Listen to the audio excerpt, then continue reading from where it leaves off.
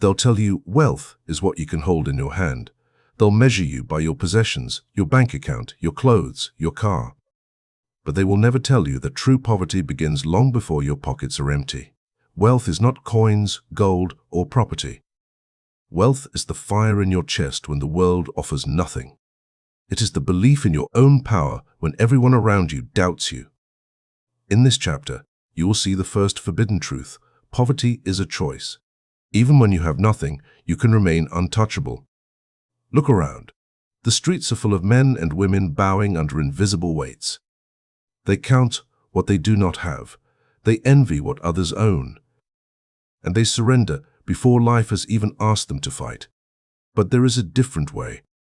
There is a path where scarcity does not dictate your value, where empty hands do not equal weakness, and where a man can be richer than kings without ever touching a coin. History remembers those who refused the limits the world placed upon them. Julius Caesar had no guarantee of victory when he crossed the Rubicon. His army was loyal, but not invincible. His resources were limited, yet he carried himself with certainty, as if the world already belonged to him. That certainty made him unstoppable. Napoleon Bonaparte spent months in exile, stripped of crown and command, yet he never allowed himself to feel small. He walked through the shadows of defeat with a mind that was untouchable. And when he returned, the world fell into place, as if it had been waiting for his order all along. Why were these men not crushed by what they lacked? Because they understood something simple, but forbidden. They understood that the mind is the first and last battlefield. If a man can master his thoughts, his fears, his doubts, he has already won. Wealth is not counted in gold. It is measured in resolve. It is weighed in discipline. It is proven in the quiet moments when no one is watching, when the room is empty and the world has nothing left to give you. Imagine a man alone in a bare apartment, no food on the table, no warm bed. No one notices his existence. To most, he is poor. To him, he is untouchable. He studies, he trains, he trains. He plans, he sharpens his mind as if it were a weapon. And while others waste energy lamenting their fate, he quietly becomes more powerful than they can ever imagine. Poverty, in his case, is only a mirror for those too weak to see themselves clearly. The world will always try to measure you. It will whisper that you are small. It will point at what you lack and demand that you bow. But these are illusions. They are distractions meant to keep you quiet, compliant, and weak. A man who sees himself as poor surrenders to these illusions. A man who refuses sees freedom. The difference is simple. One is bound, the other is untouchable. Poverty is seductive. It promises comfort and acceptance. This is who you are, it says. This is all you will ever have. And many listen. They shrink. They look at the people around them and measure their worth by comparison. They forget that the mind is a kingdom all its own, a fortress the world cannot breach unless invited. Machiavelli wrote, "He who believes himself weak will be crushed. He who believes himself strong cannot be touched." Strength begins in perception. It begins in the refusal to be small. Even when the world takes everything, even when every door is closed, a man who sees himself as rich can walk through walls. Empty pockets cannot stop him. Lack of recognition cannot shake him. The only thing that can is his own surrender. This awakening begins quietly. It begins with a single thought. I am not poor, not yet. Not ever. It grows with every disciplined action, every choice to rise above envy, every refusal to let scarcity define your steps. Wealth becomes a rhythm, a pulse that guides your decisions, a light in the dark that no one else can see. You learn to operate in the shadows, unnoticed, preparing, planning, shaping yourself. And when the world finally notices, it finds a man it cannot ignore. Do not mistake this for arrogance. This is not boasting. This is survival. It is the silent assertion that no matter how little the world gives you, you will create something greater within yourself. Your mind becomes a treasury. Your focus becomes gold. your courage becomes currency. And in this way, even a man with nothing can be the most dangerous man in the room. The first step is to stop surrendering. Stop measuring yourself by what is missing. Stop letting the world's definitions of wealth bind you. True richness is quiet. It is internal. It is the ability to act decisively when others are paralyzed by lack. The moment you internalize this, you step into a different space, a space few ever reach. A space where scarcity cannot touch you, where judgment cannot sway you, where fear cannot stop you. Even when the world strips you bare, you can remain untouchable. You can remain whole. Do not bow to the illusion of poverty. Wealth is not coins, gold, or lands. Wealth is courage. Wealth is control. Wealth is the ability to act decisively when others freeze. The moment you internalize this, you step out of the line of the meek into the path of the unstoppable. The world will not wait for you to believe in yourself. It will push. It will whisper. It will shout. And it will try to convince you that you are small, insignificant, powerless. Friends will question your choices. Family will doubt your vision. Strangers will point at what you lack and declare that you are nothing. And slowly, if you listen, you begin to believe them. The descent is subtle. It starts with comparison. You see others with what you do not have. Their homes, their clothes, their applause. And you measure your life against theirs, forgetting that their wealth is external, fragile, and temporary. You forget that their power is often borrowed from circumstances, chance, or luck. And in that forgetting, your mind shrinks. Your spirit bends. Your value is no longer yours. It belongs to the judgments of others. Poverty is not in your pockets. It is in your mind. The cruelest poverty is surrender, the quiet agreement that you are small because someone else says so. History is full of men and women crushed this way. Brilliant minds wasted. Strong men humbled. Warriors disarmed. All because they allowed the world to define what they were worth. Consider Diogenes, the philosopher who chose nothing, no home, no possessions, no wealth that could be counted. He wandered the streets of Athens, carrying only his truth. To the city, he was mad. To the powerful, he was insignificant, yet, in his mind, he was free. He refused the world's measure, and in that refusal, he became untouchable. Nothing outside him could take away what he held inside, but few can follow that path. Most are seduced by society's mirror. They see a reflection of themselves and accept it as truth. The mirror says, "You are poor, you are weak, you are nothing." And so, they shrink step by step. They allow fear to dictate choices. They allow envy to steal joy. They allow doubt to steal confidence. And slowly, they descend into a life of quiet surrender. The descent is amplified by envy. It is a poison more subtle than hunger or cold. You watch others climb. You hear their praises, and instead of using it as a lesson, you let it burn inside. Why not me, you ask? Why do they have what I do not? And the answer is always there, because you chose to measure yourself by their standard, not your own. You forgot that the only true measure is internal, not external. Doubt follows closely behind.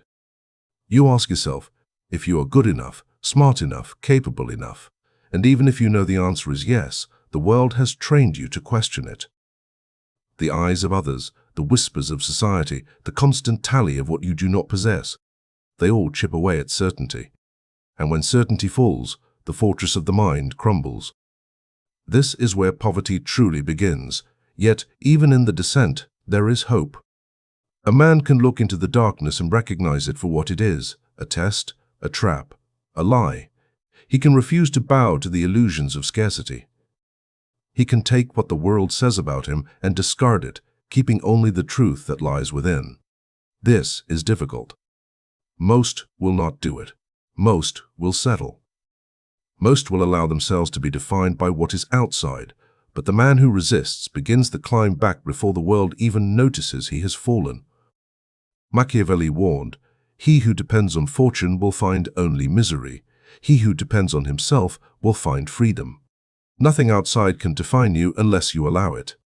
Even when you are stripped of possessions, recognition, or status, your inner wealth remains untouchable if you guard it. And guarding it requires discipline, patience, and relentless self-awareness. You must learn to recognize envy when it bites, to see doubt when it creeps, to feel fear without surrendering to it. The descent is a teacher.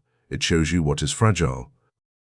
It shows you how easily a mind can be broken when it allows the world to rule it. And it shows you what is permanent, the power you carry in silence, the clarity you can cultivate in emptiness, the strength you can summon when nothing external supports you. Those who survive the descent emerge stronger than those who have never fallen, because they have fought not armies, not rivals, not circumstances. They have fought themselves. Every man will face this. The world will try to measure you. It will place value where it sees fit. It will tell you your wealth is lacking and your influence is meaningless. But this is a choice. You can listen and fall, or you can resist and rise. The descent is not inevitable. Believing it is, and the moment you refuse, you reclaim your power. You reclaim your mind. You reclaim your worth. The descent is not the end. It is a revelation. It is the moment you see the world's cruelty and realize it only has power over you if you allow it. Poverty is not in possessions. It is in belief. Guard your mind like a fortress. Let others measure your wealth, but never let them measure your worth. When you learn to rise even as the world tries to push you down, you enter a space few men ever reach, a space of quiet, untouchable power. The descent is inevitable if you allow the world to decide your value. Poverty is not in your possessions, it is in your belief. Guard your mind like a fortress. Let others measure your wealth, but never let them measure your worth. This is the law of unseen power, the law few will ever understand. There comes a moment when the emptiness around you stops being a prison, when the walls that once felt like limits begin to feel like protection. The world may have stripped you bare, but you carry something it can never take: belief in yourself. Mastery begins here. It begins not with gold or fame, but with refusal to be defined by lack. A man who has nothing in his hands can still have everything in his mind. He can plan, he can move, he can act in ways others cannot imagine. He can wait while the world rushes and strike while the world hesitates. Napoleon, exiled on Elba, had no throne, no army, no allies. Yet he walked with certainty. He knew his value was not in circumstance, and when he returned, history followed him, not the other way around. Mastery is about control of thought, control of emotion, control of attention. The world will try to pull you into envy, fear, and doubt. It will show you men with wealth, with influence, with recognition, and tell you that you are less. But a master does not measure himself against the world. He measures himself against his own potential, his own standards, his own vision. And when you do this, even emptiness becomes an advantage. Patience is the currency of mastery. While others complain, argue, or despair, the man who understands his inner wealth prepares quietly. He sharpens his mind like a sword. He studies human nature. He anticipates opportunity. He builds reserves that cannot be counted: mental resilience, discipline, insight. The richest men who doubt themselves will crumble under pressure. The man with nothing, who believes in himself, will not. Consider Lincoln, born into a life of poverty, surrounded by doubt and mockery. He had no silver spoon, no lineage of influence. Yet he mastered himself, his thinking, his words. He learned the power of patience, the weight of discipline, the importance of presence. And in doing so, he transformed the limits around him into a kingdom of his own making. True mastery does not require fortune. It requires belief. The world believes you need possessions to be powerful. It whispers that influence is bought, that authority is inherited, that wealth defines your place. But this is a lie. A man who masters his mind creates opportunities the world cannot predict. He uses absence to hide his strength. He turns neglect into invisibility. And when he acts, the world is unprepared. It is not the coins in his hand, but the certainty in his gaze that commands respect. Mastery also demands silence. Loudness is for those who fear they are unseen. Confidence is quiet, invisible, unshakable. When the empty-handed man speaks, his words weigh more than gold. When he moves like a shadow that shapes reality without touching it. And those who underestimated him, they never recover. The law of mental fortune works this way. Power cannot be measured externally. It is known only to those who cultivate it. The paradox is simple. The less the world gives you, the more dangerous you can become. Scarcity forces focus. Hardship builds resilience. Isolation sharpens insight. By refusing to see yourself as poor, you turn disadvantage into weaponry. Your mind becomes a treasury. Your discipline becomes armor. Your belief becomes the force that even kings fear. But mastery is not arrogance. It is clarity. It is the quiet understanding that your worth does not depend on others, that your influence is not borrowed, and that your freedom is untouchable. You move through life as if the world is a backdrop, not a limit. And the moment you act from this space, the world bends without effort because it has nothing to resist, except the conviction that lives inside you. In the end, mastery is freedom. Freedom from envy, from comparison, from fear. Freedom from the judgment of others. Freedom from the tyranny of scarcity. You are no longer a victim of circumstance. You are the architect of your own fortune, invisible and unassailable. Even when the world offers nothing, a man who has mastered this truth can take everything, quietly, decisively, inevitably. Never allow yourself to bow to the illusion of poverty. True richness comes from belief, from control, from discipline. Even when the world offers nothing, mastery is within your grasp. The empty-handed man who believes in himself is more dangerous than the richest man who doubts his own power.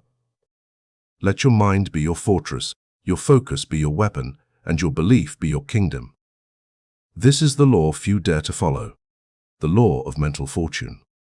Never see yourself as poor, because poverty is a surrender. True richness comes from belief, from control, from discipline. Even when the world offers nothing, a man who masters this truth can conquer anything. Remember, the empty-handed man who believes in himself is more dangerous than the richest man who doubts his own power. This is the law few will ever dare to follow, the law of mental fortune.